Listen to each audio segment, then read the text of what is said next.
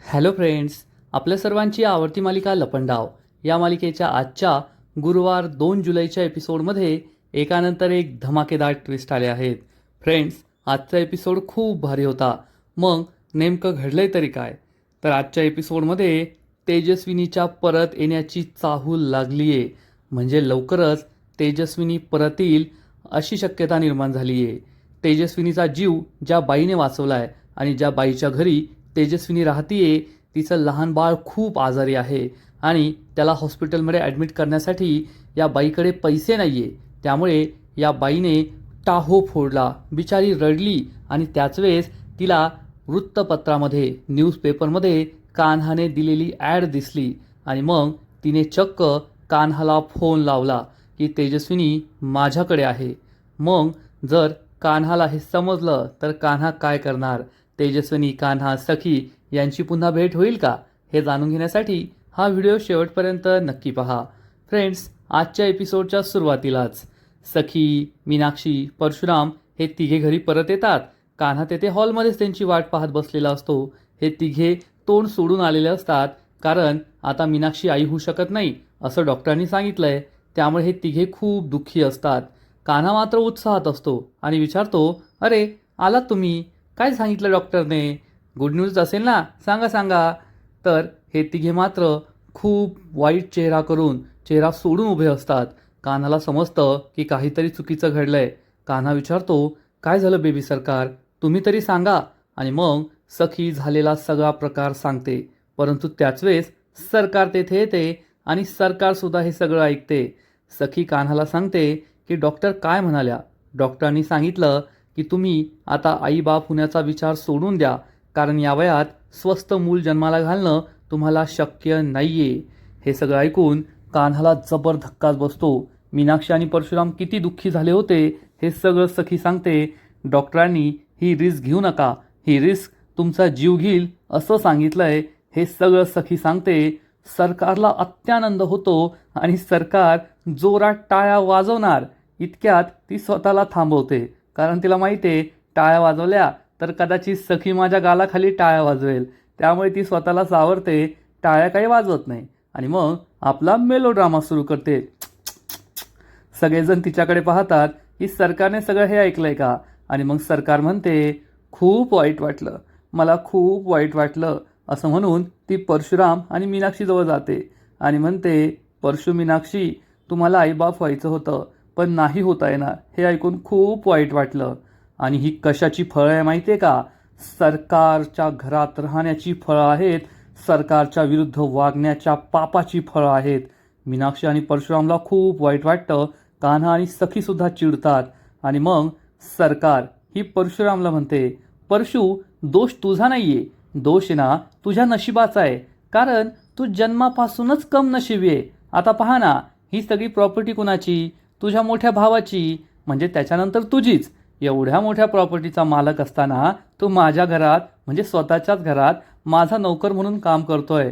आता याच्यापेक्षा मोठा कमनशिबीपणा कोणता असेल, हो की नाही? परशुराम, मीनाक्षी, सखी, कान्हा यांना सरकारचा खूप राग आलेला असतो.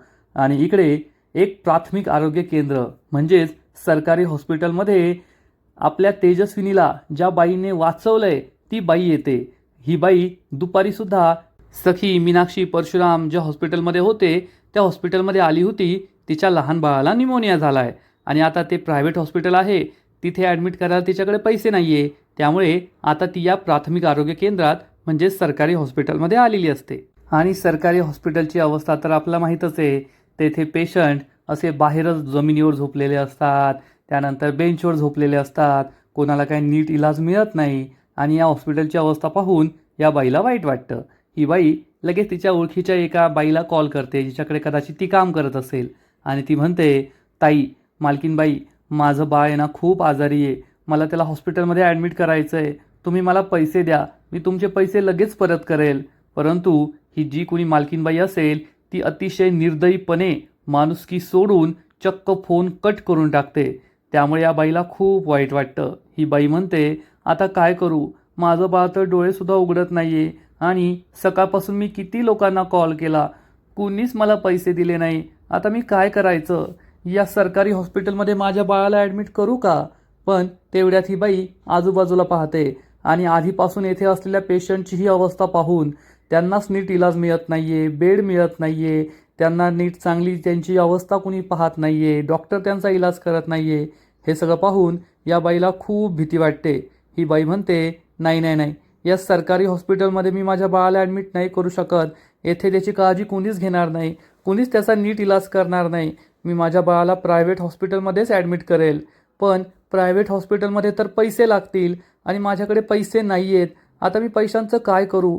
कुणी मला पैसेसुद्धा देत नाही आहे. आता माझ्या बाळाचं काय होईल? असं म्हणून ही बाई खूप दुःखी असते, रडत असते आणि मग ती साईबाबांना विनंती करते, साईबाबा आता तुम्हीच काहीतरी करा. या जगात आम्हा गरिबांना फक्त एकच व्यक्ती मदत करू शकतो आणि ते म्हणजे तुम्ही आहात. साईबाबा काहीतरी करा.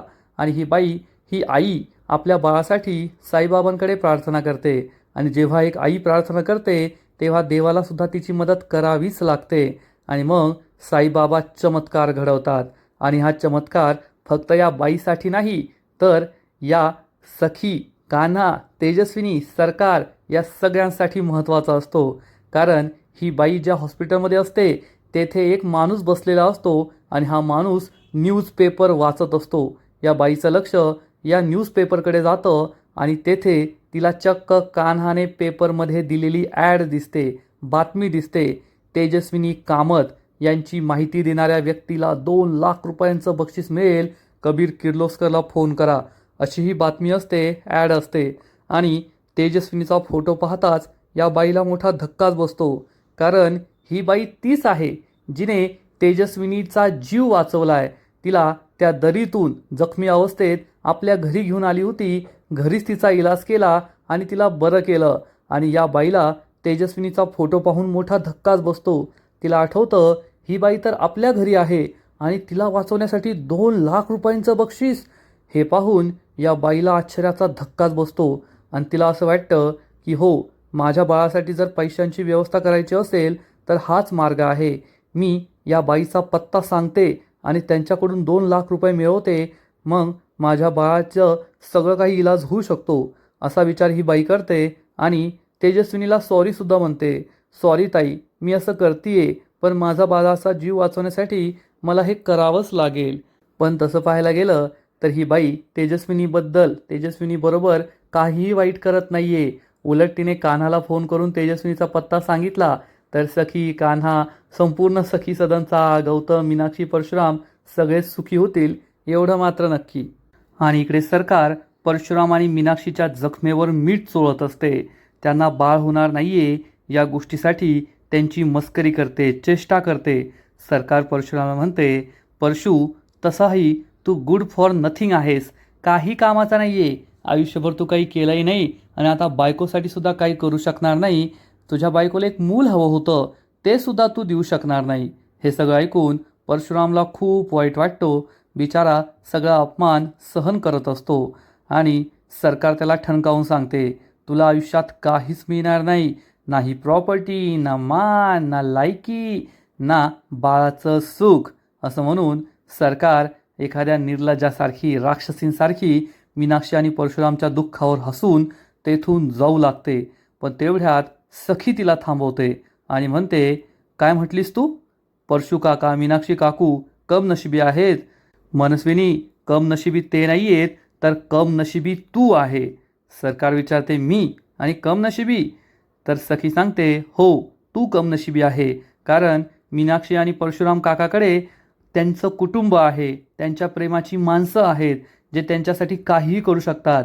तुझ्याकडे काय आहे गं? एकटी आहेस तू, एकटी. तुझ्याकडे काही नाही आहे. तर सरकार एकदम माझात उत्तर देते, माझ्याकडे कामत एम्पायर आहे. कामत एम्पायरची मालकीने मी. सखी आणि कान्हाला खूप राग येतो. ते काही बोलणार इतक्यात मीनाक्षी म्हणते, जाऊ दे सखी, सरकार जे काही बोलताय ते खरंच आहे ना. आम्ही आहोत कमनशिबी, म्हणूनच आमच्या आयुष्यात आम्हाला बाळाचं सुख नाही मिळणार. परंतु कान्हा त्यांना समजवण्याचा प्रयत्न करतो, नाही, तुम्ही कमनशिबी नाही आहात. तुम्हाला बाळाचं सुख नक्की मिळणार, आईबाप होण्याचं सुख नक्की मिळणार. तुम्ही माझ्यावर विश्वास ठेवा. पण परशुराम आणि सखी मीनाक्षी यांचा आता विश्वास राहिलेला नसतो. सरकार मात्र तोंड वाकडं करते. आणि इकडे हॉस्पिटलमध्ये ही बाई तेजस्विनीच्या या ॲडव्हर्टाईजकडे पाहत असते.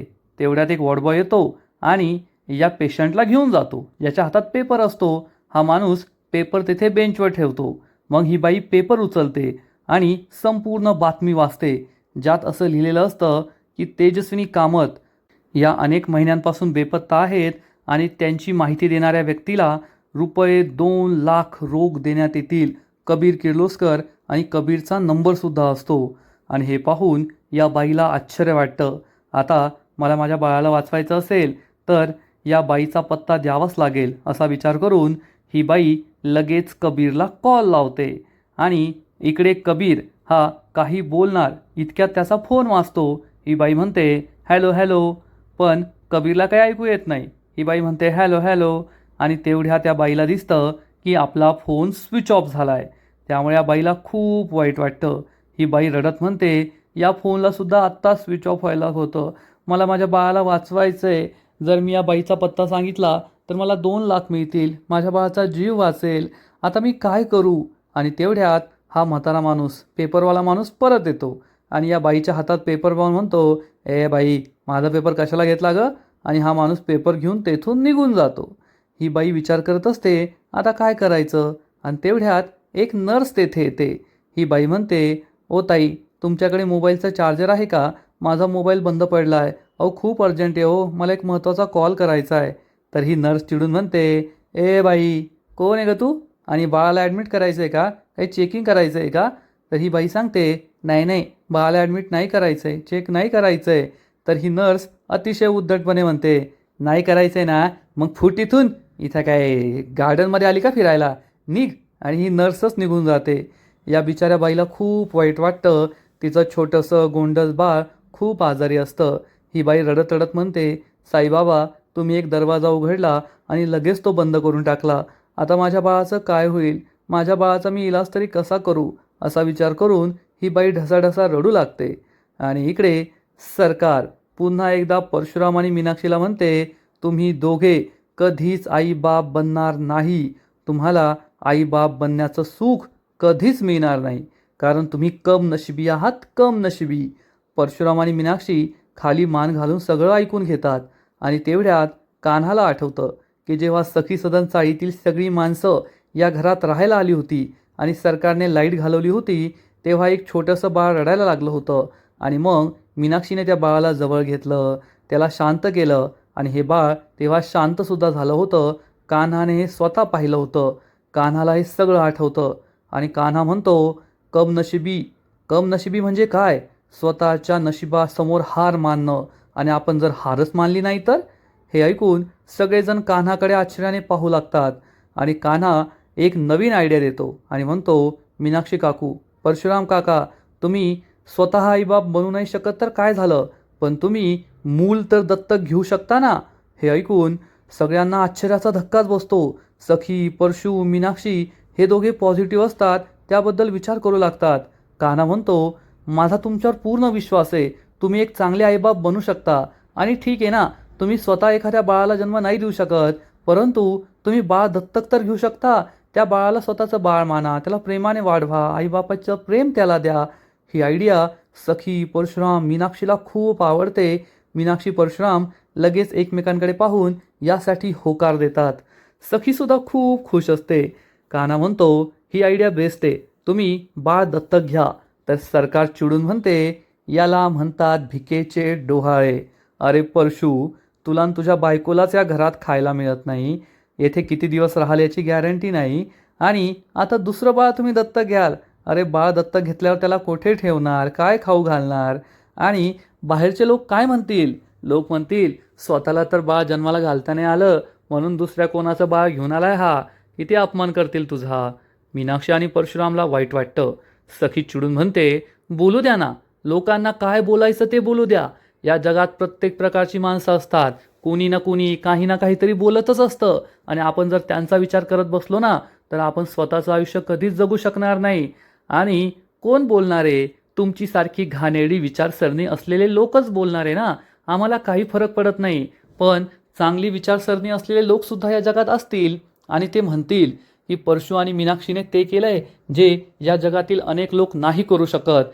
त्यांनी एका बिचाऱ्या बाळाला आधार दिलाय, ज्याला आपल्या आईबापाचं प्रेम मिळालं नाही, ज्या बाळावर अनाथाचा शिक्का बसलाय, ज्या बाळाच्या डोक्यावर आईबापाचं छत्र नाही, अशा लहान मुलाला, लहान बाळाला, मुलाला किंवा मुलीला परशू आणि मीनाक्षीने स्वतःचं मानलंय, त्याला मोठं करणारे, त्याला आईबापाचं प्रेम देणारे, त्याचं भविष्य सुधारणारे आणि अशा लोकांचा नक्कीच लोक गौरव करतील. समाजात अशी विचारसरणी असलेली माणसंसुद्धा आहेत आणि कदाचित हे तुम्हाला माहीत नसेल. सरकारची बोलतीच बंद होते, सरकार गप्प बसते. सखी तिला ठणकावून सांगते, सरकार मीनाक्षी काकू आणि परशू काका जे करताय ना ते अतिशय योग्य आहे. या जगात असे अनेक कपल्स आहेत ज्यांना स्वतःचं बाळ होत नाही, म्हणून ते काय रडत नाही बसत. असे कपल्स बाळ दत्तक घेतात, ज्यामुळे त्यांनाही आईबाप होण्याचं सुख मिळतं आणि त्या अनाथ बाळालासुद्धा आईबापाचं प्रेम, स्वतःच्या हक्काचं घर आणि चांगलं भविष्य मिळतं. मग कान्हा परशुराम आणि सखीजवळ जातो, मीनाक्षीजवळ जातो आणि या दोघांना समजावून सांगतो, काका काकू, माझा तुमच्या दोघांवर पूर्ण विश्वास आहे.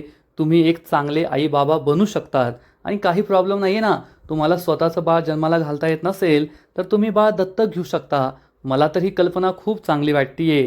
तुम्हालासुद्धा आईबाप होण्याचं सुख मिळेल आणि त्या बिचाऱ्या अनाथ बाळालासुद्धा आईबापाचं प्रेम, हक्काचं घर आणि एक चांगलं भविष्य मिळू शकतं. परशुराम आणि मीनाक्षीलासुद्धा ही कल्पना खूप आवडते. हे दोघे एकमेकांकडे पाहतात. परशुराम म्हणतो, हो कान्हा, आपण नक्कीच असं करूया. आम्ही बाळ दत्तक घ्यायला तयार आहोत. मीनाक्षी म्हणते, हो मी सुद्धा तयार आहे. मला बाळ हवंय. मी त्याला आईचं प्रेम देईल, खूप प्रेमाने त्याला लहानचं मोठं करेल. सखी आणि कान्हाला खूप आनंद होतो. परशुरामसुद्धा खुश असतो. पण सरकारला हे बिलकुल आवडत नाही. सरकार चिडून म्हणते, धर्मशाळा वाटली का? सगळेजण तिच्याकडे घाबरून पाहतात. सरकार चिडून म्हणते, ही काय धर्मशाळा आहे का? तुम्हाला सगळ्यांना या घरात ठेवलंय ना, हेच उपकार माना आणि तुम्ही बाहेरची घाण या घरात आणताय. बाहेरची घाण या घरात येऊ देणार नाही. सरकारने चक्क अनाथ बाळाला बाहेरची घाण म्हटलं. हे ऐकून सगळ्यांना खूप राग येतो. कान्हाच्या तळपायाची आग तर मस्तकातच जाते. कान्हा सरकारच्या अंगावर धावून जातो आणि चिडून म्हणतो, घाण, बाहेरची घाण, घाण तर तुमच्या या सडलेल्या डोक्यात भरलीये आणि पुन्हा जर असे शब्द वापरले ना तर माझ्यापेक्षा वाईट कुणी असणार नाही, एवढं लक्षात ठेवा. आणि आता तुम्हाला काय करायचं ना ते करूनच घ्या. मी आणि सखी मॅडम या दोघांच्या पाठीशी खंबीरपणे उभे आहोत. ते बाळ दत्तक घेणार, बाळाला या घरात घेऊन येणार. तुम्हाला काय करता येईल ना ते करून घ्या. असं म्हणून कान्हा सरकारला चांगले डोळे दाखवतो. त्यामुळे सरकार खूप चिडते. कान्हाकडे रागारागाने पाहते आणि घराबाहेर निघून जाते. परशू आणि मीनाक्षी सखी आणि कान्हाजवळ येतात. या दोघांचे आभार मानतात. मीनाक्षी ही सखीला म्हणते, सखी खरंच तू खूप नशिबान आहे. तुला कान्हासारखा चांगला नवरा मिळाला आहे. हे ऐकून सखीला आनंद होतो आणि सखी ही कान्हाकडे प्रेमाने पाहते. कान्हासुद्धा खूप खुश होतो की आज सखीने माझ्याकडे प्रेमाने पाहिले. आणि इकडे ही बाई आपल्या छोट्याशा बाळाला घेऊन पुन्हा एकदा त्याच प्रायव्हेट हॉस्पिटलमध्ये येते आणि डॉक्टरांना सांगते, डॉक्टर पहा ना, माझं बाळ डोळेच उघडत नाही आहे, त्याची अवस्था खूप बिकट आहे. डॉक्टर या बाईला म्हणतात, मग मी तुम्हाला आधीच सांगितलं होतं की बाळाची अवस्था बिकट आहे, त्याला लवकरात लवकर ॲडमिट करा, लवकर निर्णय घ्या. तुम्हीच माझं ऐकलं नाही. तर ही बाई म्हणते, डॉक्टर आता मी ॲडमिट करायला तयार आहे. डॉक्टर म्हणतात, ठीक आहे, तुम्ही बाळाला ॲडमिट करा आणि बाकीच्या फॉर्मॅलिटी करून घ्या, ॲडव्हान्स पैसे भरा. तरी बाई म्हणते, पैसे तर नाही आहे माझ्याकडे. तर दुसरा असोसिएट डॉक्टर म्हणतो, पैसे नाही आहे, मग बाळाला ॲडमिट करता येणार नाही. आमच्या हॉस्पिटलचे काही नियम आहेत, ॲडव्हान्स पैसे भरल्याशिवाय तुम्ही बाळाला ॲडमिट करू शकत नाही. हे ऐकून ही बाई गयावया करू लागते. डॉक्टर प्लीज या बाळाचा तरी विचार करा, त्या बाळाचा जीव धोक्यात आहे. तुम्ही या बाळाला वाचू शकता. मी तुम्हाला उद्या पैसे देईल ना, उद्या मी सगळे पैसे भरेल. हा असोसिएट डॉक्टर म्हणतो, ठीक आहे, आता आम्ही बाळाला ॲडमिट करून घेतो, पण तुम्हाला उद्या पैसे द्यावे लागतील. ही बाई म्हणते, हो डॉक्टर, माझ्यावर विश्वास ठेवा, मी नक्की पैसे देईल. परंतु या बाईला माहीत असतं की तिच्याकडे पैसे नाही आहे. आता पैसे कसे जमा करायचे हाच प्रश्न या बाईला पडतो आणि त्यात कान्हाचा फोनसुद्धा लागलेला नाही आहे. त्यामुळे तिला टेन्शन आलेलं असतं. आणि दुसरीकडे सखी ही तिच्या रूममध्ये परत येते आता मीनाक्षी जे काही बोलली की तू खूप नशिबान आहे, तुला कान्हासारखा चांगला नवरा मिळाला आहे, हेच सखीच्या कानात घुमत असतं. सखी खूप खुश असते. सखी आपल्या रूममधील आरशाजवळ येते आणि या आरशामध्ये तिला कपाटाच्या वर ठेवलेली बॅग दिसते आणि तिला आठवतं की या बॅगमध्ये तर सन्हा नावाचा कुर्ता आहे आणि तिला हा कुर्ता घालायचा असतो. त्यामुळे सखी ही बॅग खाली उतरवण्याचा विचार करते. आता ही बॅग कमीत कमी 8 फुटांवर आहे, त्यामुळे सखीला डबल हाईट लागेल. सखी उड्या मारते, पण सखीचा हात काही पोहोचत नाही. सखी मग एक स्टूल घेते, या स्टूलवर उभी राहते. या स्टूलवरून सुद्धा तिचा हात पुरत नाही, पण मग शेवटी कसाबसा तिचा हात पुरतो आणि ती ही बॅग खाली उतरवते. ही बॅग ती आपल्या बेडवर ठेवते आणि मग ही बॅग उघडण्याचा प्रयत्न करते. पण या बॅगला एक लॉक असतं, नंबरचं लॉक. सखीला हा पासवर्डच आठवत नाही. ती पुन्हा पुन्हा ट्राय करते, पण बॅग काय उघडत नाही. पण शेवटी हा पासवर्ड तिला आठवतो. ती पासवर्ड दाबते आणि बॅग उघडते आणि या बॅगमध्ये हा सन्हा नाव असलेला कुर्ता असतो. या कुर्त्याकडे पाहून सखी खूप खुश होते आणि हा कुर्ता हातात घेते. आता या कुर्त्याच्या आजूबाजूला एवढं रहस्य काय, तर कदाचित तुम्हाला आठवत असेल, जेव्हा सखी आणि कान्हा या घरात परत आले होते तेव्हा कान्हाने याच कुर्त्यामध्ये काही फोटोज लपवले आहेत.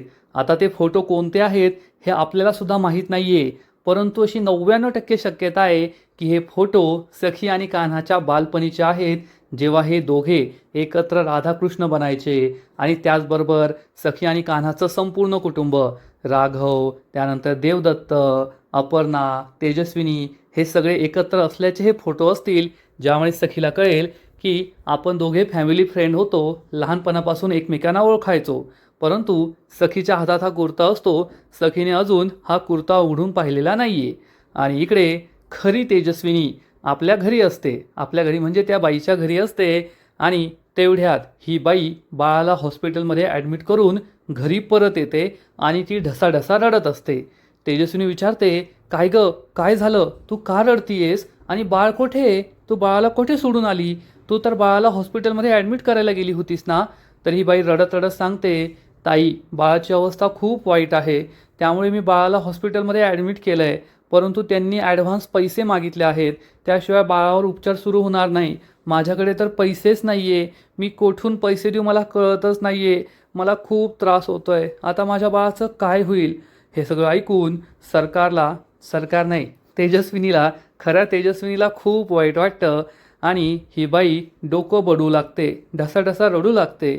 तेजस्विनी तिला जवळ घेते, धीर देते. ताई, नको काळजी करू, तू माझा जीव वाचवलाय, मी तुझ्या बाळासाठी नक्कीच काहीतरी करेल, थांब तू येथे, असं म्हणून तेजस्विनी ही थोडी बाजूला जाते आणि मग तिची छोटीशी पर्स घेऊन येते आणि या पर्समध्ये एक सोन्याची अंगठी असते. तेजस्विनी या अंगठीकडे पाहते आणि या बाईला ही अंगठी देऊन टाकते. ही बाई विचारते, तू मला ही अंगठी का दिली आहेस. तर तेजस्विनी सांगते, ही मला माझ्या नवऱ्याने दिली होती, सोन्याची अंगठी आहे, सोनाऱ्याकडे जा आणि ही अंगठी मोड, तुला यातून चांगले पैसे मिळतील, त्यातून तुझ्या बाळाचा इलाज नक्की होईल. तर ही बाई म्हणते, नाही नाही नाही, ही तुझी सोन्याची अंगठी आहे, मी नाही घेऊ शकत. तेजस्विनी म्हणते, अगं, तू माझा जीव वाचवलाय, तुझ्या बाळाने मला माया लावली आहे आणि त्याच्यासाठी मी एवढं तर करू शकते, तू घे ही अंगठी आणि तुझ्या बाळाचा जीव वाचव.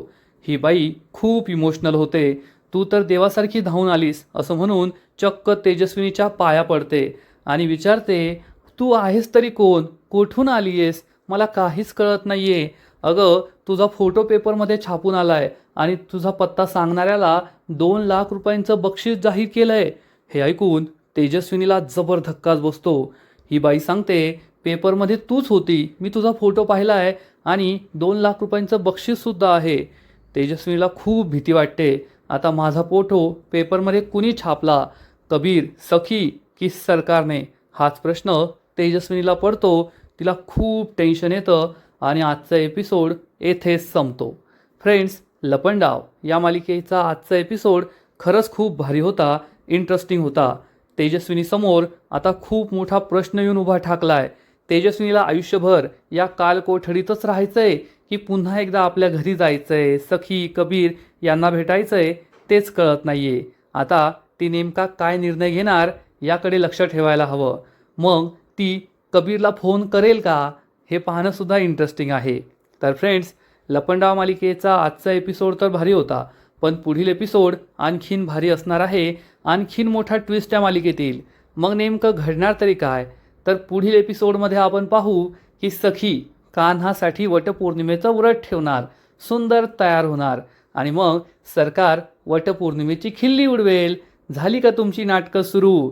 वडाला मारायच्या 7 फेऱ्या, नवरा माझा भवरा, हो की नाही?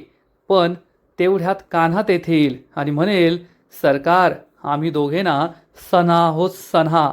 आणि सन्हा एकमेकांपेक्षा आणि एकमेकांसाठी सगळ्या जगापेक्षा वेगळे आहोत. त्यामुळे आमची वटपौर्णिमासुद्धा वेगळी असेल असं म्हणून कान्हाने सखीसाठी पैंजण आणलेलं असेल. तो सखीच्या पायात पैंजण घालणार आणि म्हणेल, सखीच माझी वड आणि सखीच माझी वट. त्यामुळे सखी खुश होईल आणि सगळ्यांसमोर कान्हाला आपला नवरा म्हणून मान्य करणार आणि सखी चक्क कान्हाच्या हातातील हळकुंड सोडवणार आणि म्हणेल, सरकार आज मी सखी कान्हाच्या हातातील हळकुंड सोडवतीये. कान्हाने पण घेतला होता की जेव्हा मी त्याला नवरा मानेल तेव्हाच तो आपल्या हातातील हळकुंड सोडेल आणि आजपासून कान्हाला मी माझा नवरा मानतीये. आजपासून मी सखी राघव कामत नाही तर सखी कबीर किर्लोस्कर. हे ऐकून कान्हाला खूप आनंद होईल तर सरकारला जबर धक्का बसेल. म्हणजेच आता सखी आणि कान्हामधील सगळं अंतर मिटलंय. हे दोघे आता नवरा बायको म्हणून संसार सुरू करतील असंच वाटतंय. तर फ्रेंड्स, तुम्हाला सुद्धा आजचा एपिसोड आवडला का? नक्कीच कमेंट करून सांगा. आणि लपंडाव या मालिकेचे असेच नवीन नवीन एपिसोड, नवीन नवीन अपडेट सर्वात आधी पाहण्यासाठी व्हिडिओला लाईक करा, शेअर करा, चॅनलला सबस्क्राईब करून बेल आयकॉनवर क्लिक करा. म्हणजे या मालिकेचे नवीन नवीन एपिसोड तुम्हाला सर्वात आधी पाहायला मिळतील. खूप खूप खूप धन्यवाद.